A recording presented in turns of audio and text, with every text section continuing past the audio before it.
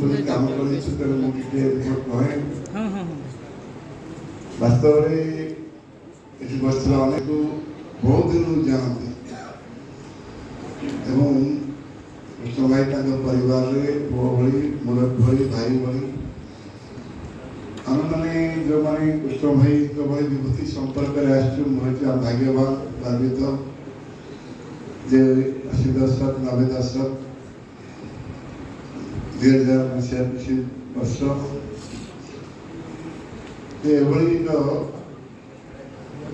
विभूति साधु संत समाजसेवी जहाँ भी विषय जन्म दिले मुझे कम लगे। वीर मोहंती जी और इस सभागार में उपस्थित सभी सम्मानित बहनों और भाई, आज हम सब ये देखिए, मुझे प्रारंभ में उनके विषय में बहुत नहीं पता था, परंतु धर्मेंद्र प्रधान जी ने मुझसे कहा कि ये मेरे गुरु रहे।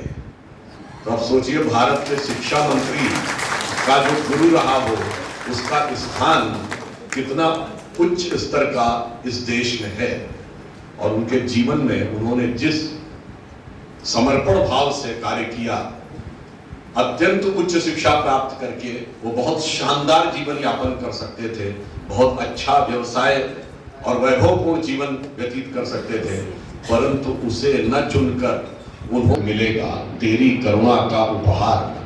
क्या अमरों का समाज के हित में जिस प्रकार समर्पित किया, तो उनके स्मृति में हम सर्वप्रथम अपने अपनी श्रद्धा अर्पित करेंगे। अब यदि आप आइए तो ये देश का स्वतंत्रता का अमृत महोत्सव। अमृत महोत्सव वर्ष में यह संयोग देखिए कि G20 जैसे प्रतिष्ठित अंतरराष्ट्रीय संगठन की अध्यक्षता करने का अवसर प्रधानमंत्री श्री नरेंद्र मोदी जी के नेतृत्व में, भारतीय जनता पार्टी की सरकार के नेतृत्व में भारत को मिला है। G20 वह समूह है जिसमें देश की दुनिया की 75% अर्थव्यवस्था, 75% में GDP कंट्रीब्यूशन, 2/3 आबादी। आप समझ सकते हैं कि यह विश्व के लिए कितना महत्वपूर्ण है।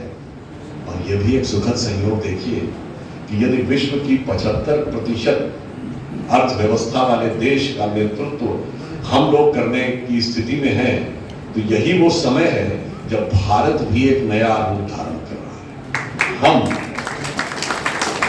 स्वतंत्रता के ही अमृत महोत्सव वर्ष में ब्रिटेन को पीछे छोड़कर 5वीं सबसे बड़ी अर्थव्यवस्था जिन्होंने हम पे हुकूमत की थी।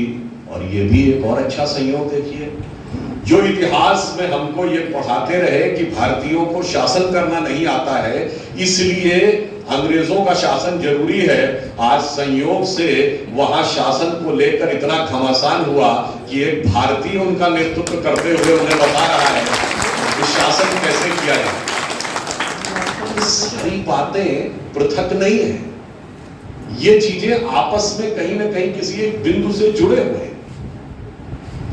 आप देखिए, इसी समय अगर आप में से कुछ लोगों ने ध्यान दिया हो, एक सप्ताह पहले जो IMF है, इंटरनेशनल मॉनेटरी फंड, जो विश्व की आर्थिक जगत की सबसे बड़ी संस्था मानी जाती है, उसकी जो प्रमुख है महिला है, उनका नाम है क्रिस्टीना जॉर्जिवा। उन्होंने अपने एक इंटरव्यू में कहा कि अगले वर्ष, उन्होंने अंग्रेजी में कहा है कि India will be the brightest spot in the global economy, यानी विश्व की अर्थव्यवस्था का चमकता सितारा भारत होगा, और विश्व की वृद्धि दर में 15% का योगदान अकेले भारत करेगा। तो आप सोचिए, ये यथार्थ की दृष्टि पे भी धरातल पे बिल्कुल उतरता हुआ दिखाई पड़ता है। और ये भी एक संयोग देखिए कि इस समय में उड़ीसा को जितना सम्मान और स्थान केंद्रीय सरकार में प्राप्त है, शायद पूर्व में नहीं रहा होगा। इस समय रिजर्व बैंक के गवर्नर भी उड़िया है।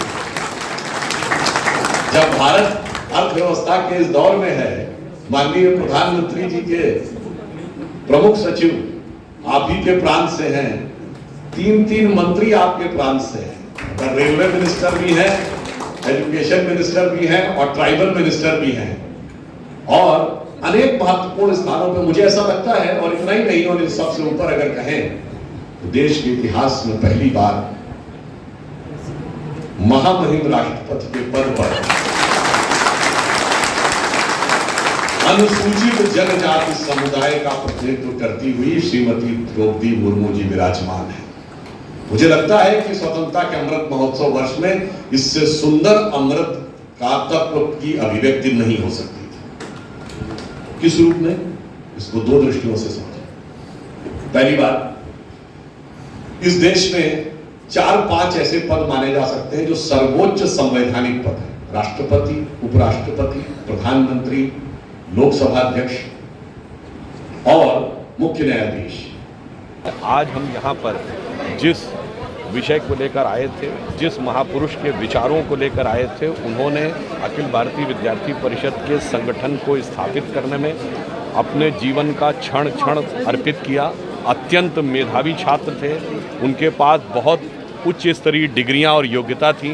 वो चाहते तो बड़ा सुख और वैभव से पूर्ण जीवन व्यतीत कर सकते थे, परंतु सबका त्याग करके उन्होंने उड़ीसा में राष्ट्रवाद का बीजारोपण करने में अपना पूरा जीवन लगाया और अपनी आयु का क्षण क्षण समर्पित करके यहाँ पर युवा पीढ़ी के अंदर वो संस्कार उत्पन्न किए। और मैं अनुभव ही बताना चाहूँगा कि हमसे धर्मेंद्र प्रधान जी ने कहा, केंद्रीय शिक्षा मंत्री धर्मेंद्र प्रधान जी ने कहा कि वो उनके गुरु रहे हैं। आप स्वयं समझ लीजिए कि जो देश के शिक्षा मंत्री का गुरु रहा हो तो उसका व्यक्तित्व कितना महान होगा। तो आज हम उन सबको उनके इस स्मृति व्याख्यान माला के दूसरे पुष्प को श्रद्धांजलि अर्पित करने के लिए। सर, आपने बोला कि ये सदी बीजेपी का रहेगा, पिछली जो सदी था कांग्रेस का था, इंग्रेज का था, और यहाँ से सुनो जोगेगा, कैसे होगा? उग रहा है, जिनको उगता हुआ नहीं दिख रहा है उन्हें अपनी आँख का इलाज कराना चाहिए। मैं कहूँगा उन सब लोगों से, एक पुराना हिंदी फिल्म का गीत था ना, चश्मा उतारो फिर देखो यारों, दुनिया नई है चेहरा पुराना।